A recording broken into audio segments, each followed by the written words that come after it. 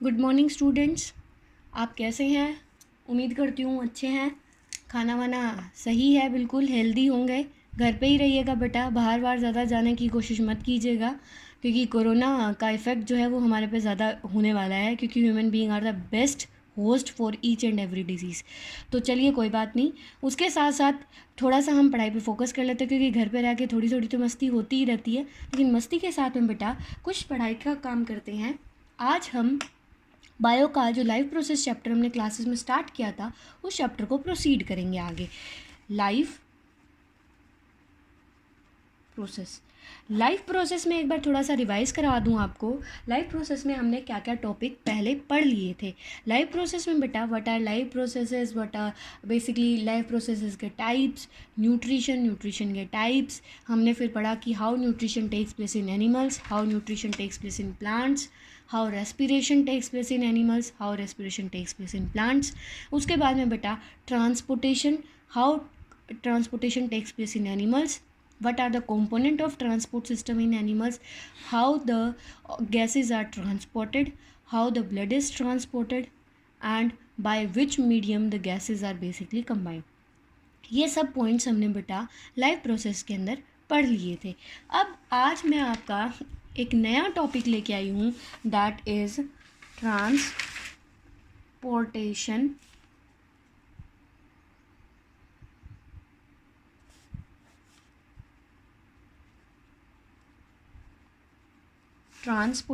In plants. क्या है बेटा ट्रांसपोर्टेशन इन प्लांट्स? ये आप लोगों के लिए आज का टॉपिक रहेगा कि basically how the transportation takes place inside the plant. अब देखिए कि स्मॉलर प्लांट्स होते हैं, हायर प्लांट्स होते हैं। जो बहुत लोवेस्ट प्लांट्स होते हैं, जो एक्वाटिक प्लांट्स होते हैं, उसमें वेस्कुलर बंडल्स की ज़रूरत नहीं होती, क्योंकि वाटर के डायरेक्ट कांटेक्ट में रहते हैं वो लोग। लेकिन हम जब डाइवर्सिटी पढ़ रहे थे बेटा, तो टेरिडोफाइट्स जो थे उनमें पहली बार वेस्कुलर बंडल्स दिखे थे हमें। उसके बाद में वेस्कुलर बंडल्स को भी डिफाइन करने से पहले बोलूँगी कि ट्रांसपोर्ट सिस्टम प्लांट्स में क्यों ज़रूरी है। क्योंकि देखिए अडेप्टेशंस हो गई, वाटर से डायरेक्टली लैंड पे रहने लगे। लैंड पे रहने के लिए अब उनको एक बढ़िया ट्रांसपोर्टिंग सिस्टम चाहिए ना, एक एडिक्वेट, एक एक्यूरेट ट्रांसपोर्टिंग सिस्टम चाहिए। जैसे हम ह्यूमन बींग्स के अंदर ट्रांसपोर्टिंग सिस्टम क्या है, ब्लड वेसल्स और ब्लड। तो उसी तरीके से हमारे प्लांट्स के अंदर भी क्या है बेटा, एक वेल डेवलप्ड ट्रांसपोर्टिंग सिस्टम है। ट्रांसपोर्टिंग सिस्टम के लिए प्लांट्स के पास क्या प्रेजेंट है, वेस्कुलर बंडल्स। क्या प्रेजेंट है बेटा, vascular bundles. Vascular bundles basically क्या है, डेड कॉम्प्लेक्स परमानेंट टिश्यू। क्या है ये, dead complex permanent tissue. Dead complex permanent tissue में दो टिश्यूज हमारे पास प्रेजेंट होते हैं, जाइलम, फिलोएम। जाइलम और फिलोएम। जाइलम जो है बेटा, उसका काम होता है बेसिकली, पता है आपको, xylem it transport water and minerals in plant. और ये क्या करता है बेटा, ये वेस्कुलर टिश्यू जो है, it port food in the plants. अब देखिए वेस्कुलर बंडल्स के बारे में बताया, डेड कॉम्प्लेक्स परमानेंट टिश्यू है। ट्रांसपोर्ट सिस्टम की ज़रूरत इसलिए पड़ी बेटा, वेस्कुलर बंडल्स की ज़रूरत इसलिए पड़ी क्योंकि जैसे जैसे हाइट बढ़ती है प्लांट की, तो डिफ्यूजन एकमात्र एक ऐसा प्रोसेस होता है जिससे चीज़ें मूव करती हैं एक दूसरे में। लेकिन डिफ्यूजन जो है बेटा, वो सफिशेंट प्रोसेस नहीं होती है। इस वजह से यहाँ पे वेस्कुलर बंडल्स की रिक्वायरमेंट हुई, और इसी वजह से कॉम्प्लेक्स प्लांट्स के अंदर क्या हो गया, ट्रांसपोर्टेशन सिस्टम के अंदर जाइलम और फिलोएम आए। अब देखते हैं जाइलम के कंपोनेंट्स। जाइलम के कंपोनेंट्स में बात करते हैं बेटा, क्या होते हैं, जाइलम पैरेन्काइमा, जाइलम फाइबर्स, और होता है बेटा क्या, ट्रैकीड्स, और क्या होती हैं, वेसल्स। इसके साथ में बेटा यहीं पे क्या प्रेजेंट होती है, फिलोएम के अंदर क्या होती हैं, फिलोएम पैरेन्काइमा, दूसरा होता है फिलोएम, फाइबर्स,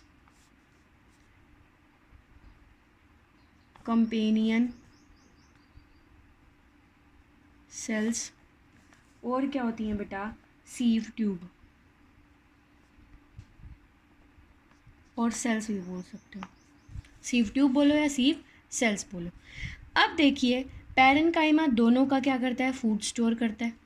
फाइबर्स जो होते हैं वो दोनों के क्या करते हैं, मैकेनिकल स्ट्रेंथ प्रोवाइड करते हैं। बेटा ये ट्रैकीड्स और वेसल्स जो होती हैं ये बेसिकली ट्रांसपोर्टेशन करवाती हैं किसका, वाटर का, और इधर से companion cells and sieve tubes जो होती हैं ये क्या करवाती हैं बेटा, फूड का ट्रांसपोर्टेशन कराती हैं। अब देखिए कि बेसिकली जाइलम जो होता है इसमें जो वाटर का कंडक्शन जो होता है वो यूनिडायरेक्शनल होता है। Water and mineral conduction through xylem in plant is unidirectional.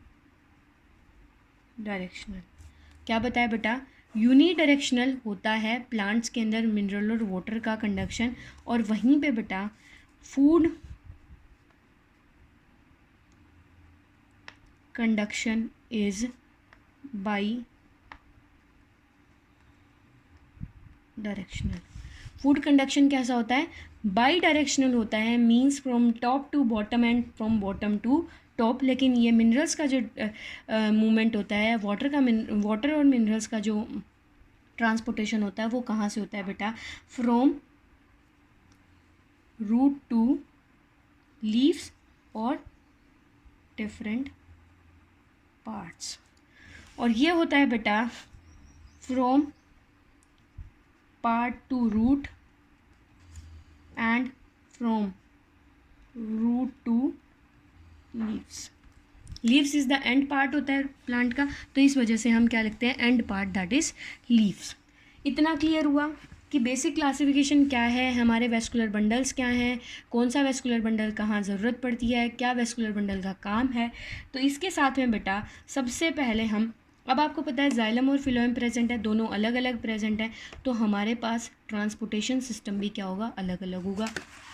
तो सबसे पहले पढ़ते हैं हम हाउ टेशन of water and mineral takes place in plants. Plants के अंदर बेटा ट्रांसपोर्टेशन कैसे होता है, देखिए डायग्राम बनाऊंगी एक छोटा सा, पहले यहीं पे बना लेती हूँ। स्टेप्स में एक्सप्लेन करूँगी तो समझ में आ जाएगा।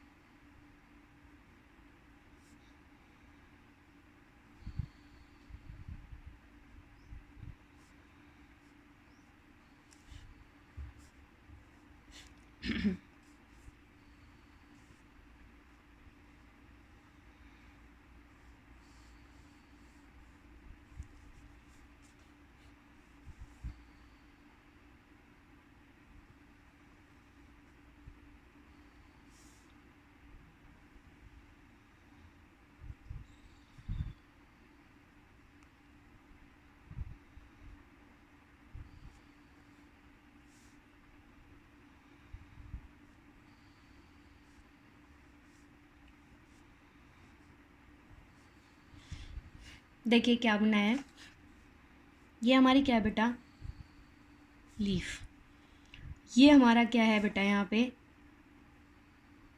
जाइलम। ये क्या है हमारा, जाइलम। ये हमारी क्या है, ब्रांच। ये क्या है, स्टेम। ये है सोयल, और ये है बेटा क्या, रूट्स। इतना क्लियर हुआ। अब देखिए जो लीव्स हैं उनके पास क्या है, डॉटेड फॉर्म में क्या है, स्टोमेटा। डॉटेड फॉर्म में क्या प्रेजेंट है, स्टोमेटा। क्या प्रेजेंट है, स्टोमेटा। देखिए अब ट्रांसपोर्टेशन का पूरा फिनोमिना एक्सप्लेन करती हूँ। देखिए रूट्स के पास क्या होंगे बेटा, ट्रैकिड्स और वेसल्स होंगी। रूट्स के पास क्या प्रेजेंट होंगे, ट्रैकिड्स और वेसल्स। और ट्रैकिड्स और वेसल्स की जो मेम्ब्रेन होती है ना, वो आयंस के लिए परमेबलाइज होती है। किसके लिए परमेबलाइज होती है, आयंस के लिए, आयंस। देखिए स्टार्ट करती हूँ, नीचे से स्टार्ट करती हूँ तो क्लियर हो जाएगा, या ऊपर से लिखती हूँ, चलो। जाइलम्स, tracheids and vessels are present in plant. So the roots of the plants are more permeabilized to beta ions। बताया था मैंने अभी, सिर्फ इतना बताया था कि जाइलम की ट्रैकिड्स और वेसल्स जो होती हैं वो पूरे प्लांट के अंदर प्रेजेंट है। तो प्लांट की जो रूट्स होती हैं वो आयंस के लिए परमेबलाइज होती हैं। अब आयंस बेटा एंटर कर जाएंगे, when ion enter into the roots. अब आयंस जब रूट्स के अंदर एंटर किए बेटा, then it creates a concentration gradient or difference between soil and root। क्या बोला कि अब जब मेम्ब्रेन परमेबलाइज है तो आयंस इजीली एंटर कर जाएंगे रूट के अंदर। जब रूट के अंदर एंटर करेंगे तो अब क्या होगा बेटा, रूट के अंदर आयंस की कंसंट्रेशन ज़्यादा हो गई, सॉइल के अंदर आयंस की कंसंट्रेशन कम हुई। इसकी वजह से क्या आ गया, कंसंट्रेशन डिफरेंस आ गया। कंसंट्रेशन डिफरेंस की वजह से, due to concentration difference, the water will steadily move into the roots by the process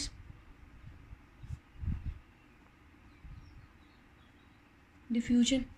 अब क्या हुआ बेटा, कंसंट्रेशन ग्रेडियंट को मेंटेन करने के लिए, कंसंट्रेशन डिफरेंस को मेंटेन करने के लिए अब अंदर हाइपरटोनिक कंडीशन हो गई। हाइपरटोनिक कंडीशन को मेंटेन करने के लिए रूट्स जो हैं वो इजीली क्या कर लेगी, वाटर को by the process of diffusion water को अपटेक कर लेगी।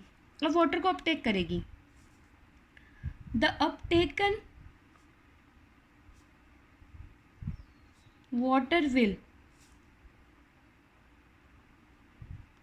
Create a column. वो क्या करेगा, एक कॉलम क्रिएट करेगा। मींस एक ट्यूब है, ट्यूब के अंदर वाटर फिल हो गया तो उससे क्या होगा, एक कॉलम क्रिएट होगा, जिसकी वजह से so that the water upward, जो वाटर है बेटा वो क्या करेगा, वो अपवर्ड मूव करेगा। इसी को क्या बोलते हैं, एसेंट ऑफ सैप। क्या बोलते हैं, एसेंट ऑफ सैप बोलते हैं। मींस क्या, जब आयंस अपटेक करेगा, जब वाटर जो है रूट्स ने अपटेक कर लिया तो उसकी वजह से क्या होगा, एक कॉलम जनरेट होगा, और उस कॉलम की वजह से क्या होगा, वाटर जो है वो अपवर्डली मूव करेगा। उसको हम क्या बोलते हैं, एसेंट ऑफ सैप बोलते हैं। एसेंट ऑफ सैप को अगर डिफाइन करें तो कैसे करेंगे, it is the upward movement of the cell sap, या it is the upward movement of the water in the xylem column। तो उसको क्या बोलेंगे हम, एसेंट ऑफ सैप। अब बेटा this ascent of SAP is not sufficient for the transportation, क्योंकि पता है नीचे से ऊपर की तरफ जाना है, अपोजिट टू ग्रेविटी चलना है, और ये अपोजिट टू ग्रेविटी जाने के लिए सिर्फ डिफ्यूजन या एसेंट ऑफ सैप होना ज़रूरी नहीं होता। इसके लिए बेटा एक दूसरी प्रोसेस चलती है, दैट इज़ ट्रांसपीरेशन। क्या प्रोसेस चल रही होती है, ट्रांसपीरेशन। इसमें देखेंगे, then transpiration occur in plants leaves. Transpiration का होगी बेटा प्लांट्स की लीफ पे, due to the opened stomata. Stomata की ओपन होने की वजह से क्या होगा बेटा, यहाँ पे ट्रांसपीरेशन होगी।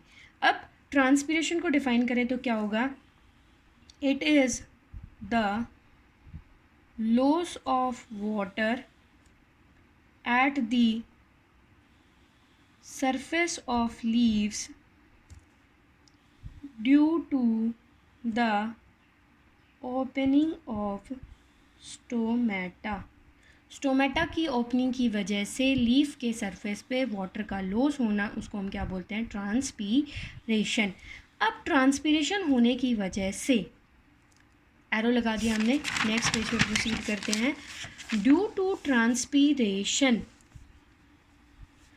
The difference in concentration of water at leaf site and root occur।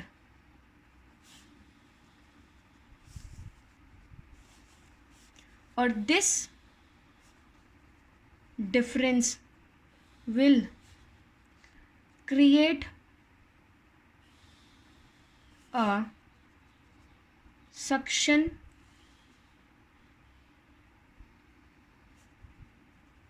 पुल। ये क्या क्रिएट करेगा बेटा? एक सक्शन पुल क्रिएट करेगा। एंड ड्यू टू दिस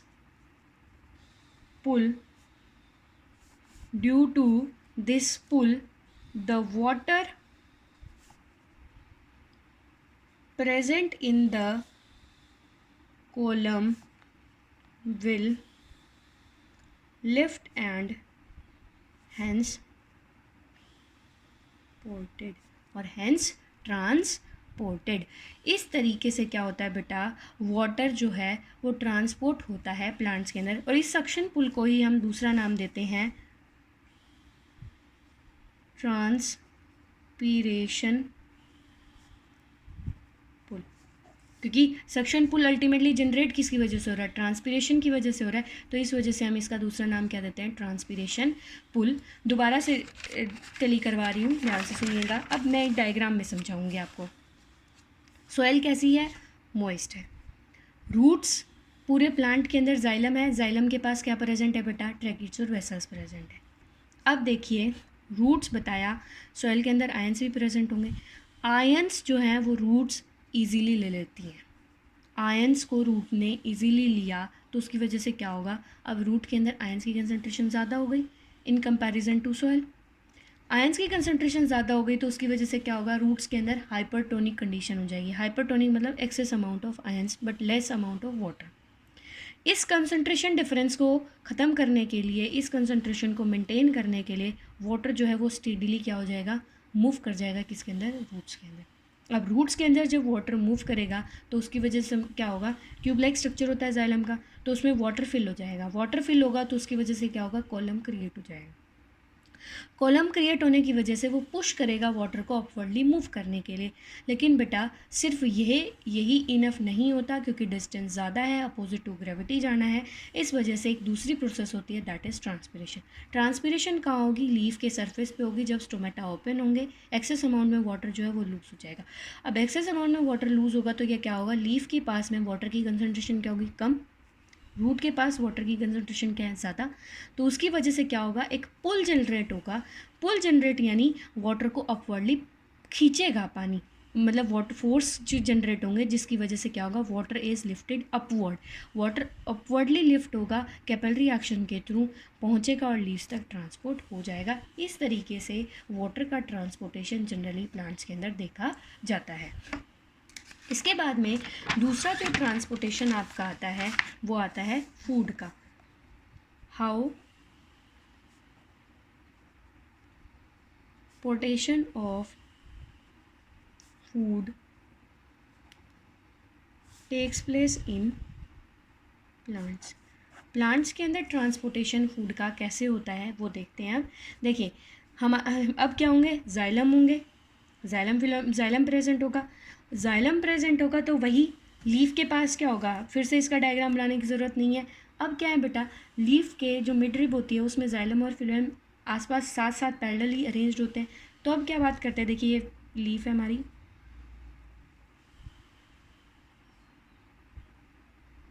और ये क्या है हमारा? फिलोएम। ये क्या है? Leaf, phloem. अब देखिए, food is synthesized due to the process called photosynthesis. Photosynthesis की प्रोसेस से क्या होगा बेटा, फूड सिंथेसाइज होगा. देन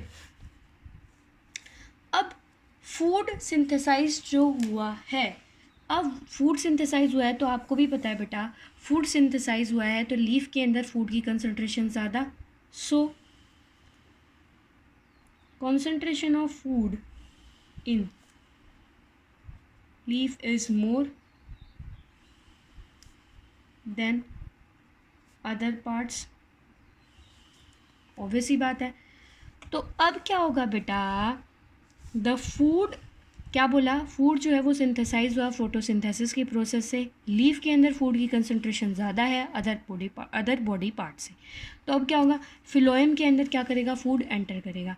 लेकिन फिलोएम के अंदर फूड एंटर जो करेगा ना बेटा, वो मैंने आपको जब सेल के अंदर ट्रांसपोर्टेशन पढ़ा रही थी, मैंने उस टाइम पे बताया था कि प्लाज्मा मेम्ब्रेन के अंदर ग्लूकोज मॉलिक्यूल्स की जो एक्सचेंज होती है वो एनर्जी डिपेंडेंट होती है. कैसी होती है, एनर्जी डिपेंडेंट. तो क्या होगा, द ग्लूकोज मॉलिक्यूल या the food molecule will enter into the phloem's companion cells and sieve tubes by the utilization of ATP molecule. And to balance this, the water will move from phloem to leaf. क्या बताया बेटा, अब food molecule जो है वो phloem की companion cells और sieve tubes के अंदर मूव करेगा by the utilization of ATP molecule. ATP molecule की यूटिलाइजेशन करके जो लीफ के अंदर फूड सिंथेसाइज हुआ है वो किसके अंदर चला जाएगा, फिलोएम के अंदर चला जाएगा. और उसको बैलेंस करने के लिए क्या होगा बेटा, फिलोएम से क्या होगा, लीफ के अंदर वाटर एंटर कर जाएगा, जिसकी वजह से बैलेंस प्रिपेयर होगा या बैलेंस क्रिएट होगा किसके अंदर, लीफ के अंदर. और फिर क्या होगा बेटा, ये जो फूड है, then the food is transported to plants part. This process called translocation. क्या बोलते हैं बेटा, इसको हम ट्रांसलोकेशन बोलते हैं. इसी प्रोसेस को हम क्या बोलते हैं, ट्रांसलोकेशन. तो फूड जो है बेटा वो ट्रांसपोर्ट होता है ट्रांसलोकेशन प्रोसेस से, और वाटर जो है वो ट्रांसपोर्ट होता है ट्रांसपीरेशन पुल से, और उसी को हम क्या बोलते हैं, ट्रांसपोर्टेशन बोलते हैं, और इसको हम क्या बोलते हैं, ट्रांसलोकेशन बोलते हैं. तो प्लीज़ कन्फ्यूज मत होइएगा. उम्मीद करती हूँ आप लोगों को थोड़ा सा डिफ़िकल्ट लगेगा लेकिन समझ में आ गया होगा. इसके बाद में बेटा हम अपना नेक्स्ट टॉपिक स्टार्ट करते हैं, that is excretion in human beings. Human beings के एक्सक्रीशन में आज सिर्फ टर्म्स बताऊंगी कि क्या क्या टर्म्स होंगी एक्सक्रीशन के एक्सक्रीटरी सिस्टम के अंदर, क्या क्या चीज़ें हमें पढ़नी है, किस तरीके से पढ़नी है, क्या क्या होगा और किस तरीके से. देखिए, एक्सक्रीशन इन ह्यूमन बींग को सबसे पहले मैं एक्सक्रीशन को डिफाइन करूंगी कि क्या होता है. Excretion is a process in which there is a removal of nitrogenous waste like ammonia, urea और uric acid, ammonia, urea, uric acid और other substances like CO2, CO, O2, etc. इसको हम क्या बोलते हैं बेटा? एक्सक्रीशन बोलते हैं। अब एक्सक्रीशन जो है ह्यूमन बींग्स का वो होता है एक्सक्रीटरी सिस्टम के थ्रू। किसके थ्रू होता है? एक्सक्रीटरी सिस्टम के थ्रू। एक्सक्रीटरी सिस्टम के थ्रू होता है। तो एक्सक्रीटरी सिस्टम के अंदर बेसिकली बेटा ह्यूमन बीइंग के पास क्या होते हैं? वन पेयर ऑफ किडनी क्या होती है? वन पेयर क्या होती है? किडनी प्रेजेंट होती है। वन पेयर यूरेटर प्रेजेंट होता है। वन यूरेनरी ब्लैडर होता है और वन क्या होता है बेटा? यूरेथ्रा होती है। क्या होती है? यूरेथ्रा होती है। अब जो होता है बेटा, जो हमारा एक्सक्रीटरी सिस्टम में जो किडनी होती है हमारी, ये किडनी जो होती है ये हमारी लगभग वेस्ट में प्रेजेंट होती है। कहाँ प्रेजेंट होती है? वेस्ट में। लगभग कहाँ प्रेजेंट होते हैं बेटा? है हमारी वेस्ट में प्रेजेंट होती हैं और बेसिकली इनकी जगह होती है पेल्विक गर्डल के पास। कहाँ होती है ये? पेल्विक गर्डल के पास।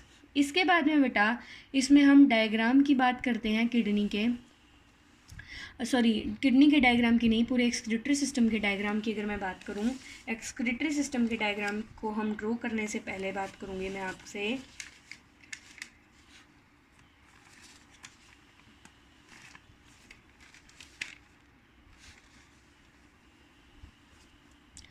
मैंने आपकी बताया कि किडनी कहाँ प्रेजेंट होती है? वेस्ट के अंदर प्रेजेंट होती है, पेल्विक गर्डल के पास प्रेजेंट होती है। अब किडनी जो होती है इनको छोटा छोटा डिफाइन कर लेते हैं कि किडनी क्या है। दे आर दो होती हैं, ये बीन शेप्ड होती हैं। लेफ्ट और राइट साइड बोथ प्रेजेंट होती हैं। ठीक है, इनके अंदर क्या होते हैं बेटा? 1 मिलियन और बिलियन, 1 मिलियन या बिलियन क्या प्रेजेंट होते हैं?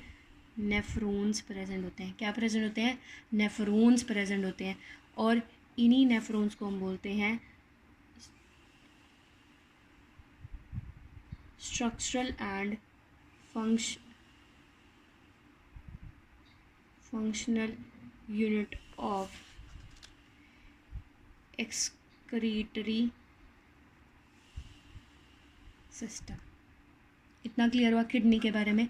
किडनी कैसी है बेटा? बीन शेप्ड है, 2 किडनी होती हैं, लेफ्ट और राइट साइड में प्रेजेंट होती हैं। और इन किडनी के अंदर क्या होता है? 1 मिलियन और 1 बिलियन क्या प्रेजेंट होते हैं? नेफ्रॉन प्रेजेंट होते हैं। और इन नेफ्रॉन को हम बोलते हैं structural and functional unit of kidney, या फिर क्या बोलते हैं बेटा इसको? हम नेफ्रोनल यूनिट भी इनको हम बोलते हैं किडनी यूनिट। क्या बोलते हैं हम? किडनी यूनिट या यूरिनरी यूनिट भी बोलते हैं।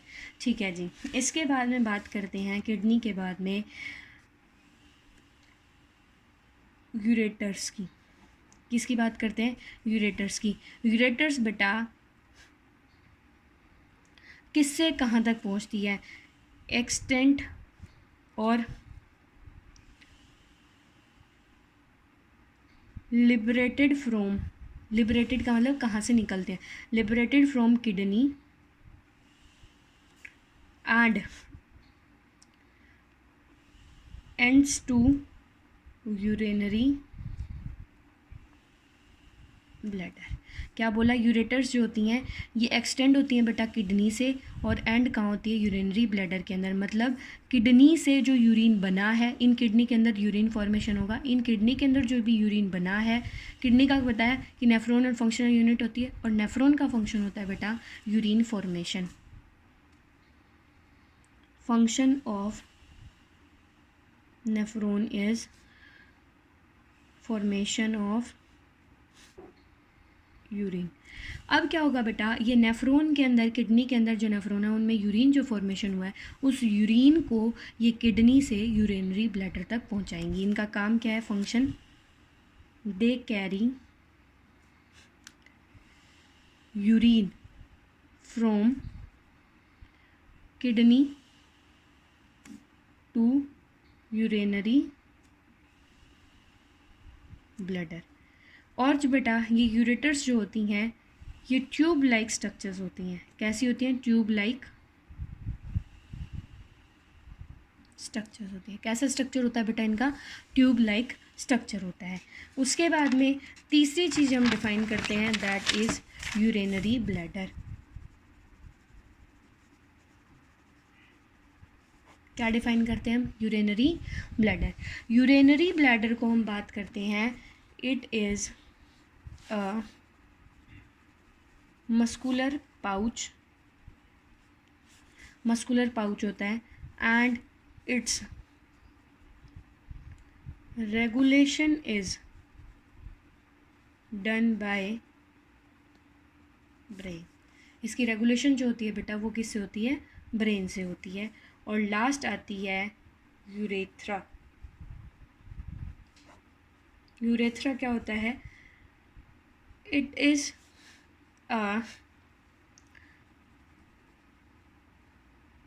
aperture like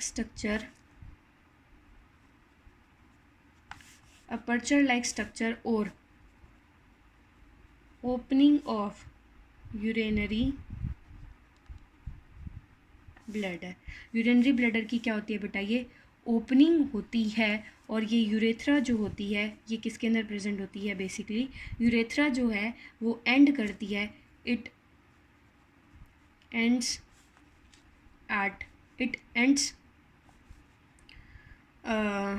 या फिर बोल सकते हैं it is surrounded by muscular penis. Urethra जो होती है ये किससे सराउंड होती है बेटा, मस्कुलर पेनिस से सराउंड होती है in males, and in females it is a normal tube like structure। इसका काम क्या है बेटा, it opens so that the urine is liberated।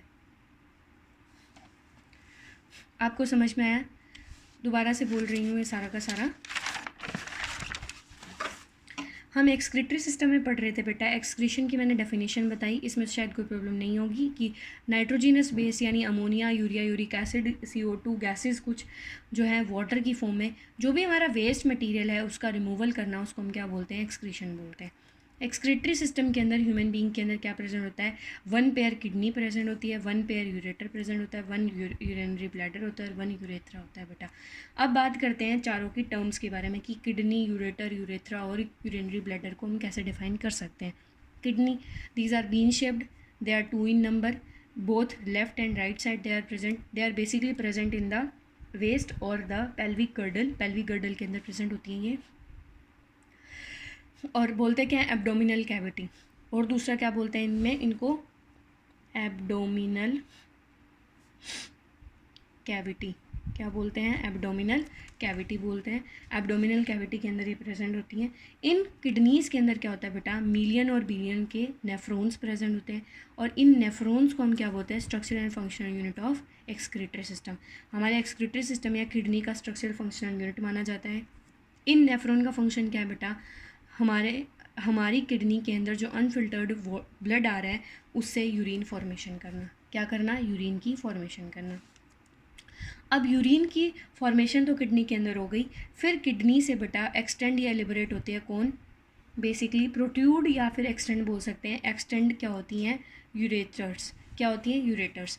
ये यूरेटर्स जो होती हैं बेटा ये किडनी से एक्सटेंड होंगी और कहाँ तक जाएंगी, यूरिनरी ब्लैडर तक। कहाँ तक जाएंगी, यूरिनरी ब्लैडर के अंदर। अब यूरिनरी ब्लैडर के अंदर बेटा ये कैरी करती है यूरिन को किडनी से यूरिनरी ब्लैडर तक, और यूरेटर का बेसिकली कैसा होता है, ट्यूब लाइक स्ट्रक्चर होता है। इसके बाद में बात करते हैं यूरिनरी ब्लैडर की। यूरिनरी ब्लैडर कैसा होता है, ये मस्कुलर होता है, मस्कुलर पाउच की तरह लगता है और इसकी रेगुलेशन जो होती है वो किससे होती है, ब्रेन से होती है। यूरेथ्रा जो होता है ये ओपन करता है जिसकी वजह से यूरिन लिबरेट होता है। ये मेल्स के अंदर पेनिस से सराउंडेड होता है, मस्कुलर पेनिस होती है उससे सराउंड होता है। फीमेल्स के अंदर ये नॉर्मल ट्यूब लाइक स्ट्रक्चर होता है। अपर्चर नहीं बोल सकते हैं, इट इज़ अ ओपनिंग बोल सकते हैं। इसको हम कैंसिल कर देंगे। It is a opening of urinary bladder, ये सिर्फ ओपनिंग होती है किसकी, यूरिनरी ब्लैडर की, जिसकी वजह से यूरिन जो है वो एक्सक्रीट आउट हो सकता है। बस आज की क्लास में मैं इतना ही बताऊंगी क्योंकि ज़्यादा हो जाएगा फिर। कोई बात नहीं, कल की क्लास में हम आगे एक्सटेंड करेंगे एक्सक्रीटरी सिस्टम को थोड़ा सा डिटेल में। मैंने कुछ पार्ट्स बताए इनके, तो फंक्शन बता दिए हैं, लेकिन उसमें हमें बहुत सारी चीज़ें डिटेल में पढ़नी है, तो वो चीज़ें हम डिटेल में साथ साथ पढ़ेंगे। बेटा आप लोगों से गुजारिश है, मैं हर बार बोलती आ रही हूँ, प्लीज़ क्वेश्चंस को साथ साथ कीजिएगा, एक्सरसाइजेस के क्वेश्चंस को एक बार प्रैक्टिस ज़रूर कर लीजिए। जो भी क्वेश्चन आपके सामने आता है एक बार उसको करने की कोशिश कीजिए। नहीं आता मार्क कर लीजिए, कोई बात नहीं, लेकिन फिर भी एक बार क्वेश्चंस को सॉल्व कीजिएगा। साथ साथ में बेटा करेंगे तो उसके साथ में हमें एक्स्ट्रा क्वेश्चंस करने में हमें ईजी रहेगा और हम एक्स्ट्रा क्वेश्चंस ईजीली कर पाएंगे। ठीक है जी, टेक केयर, घर में ही रहिएगा, अच्छे से रहिएगा, खुशी से रहिएगा, पढ़िएगा ज़रूर और मस्ती कीजिएगा। Thank you, take care, tata, bye bye.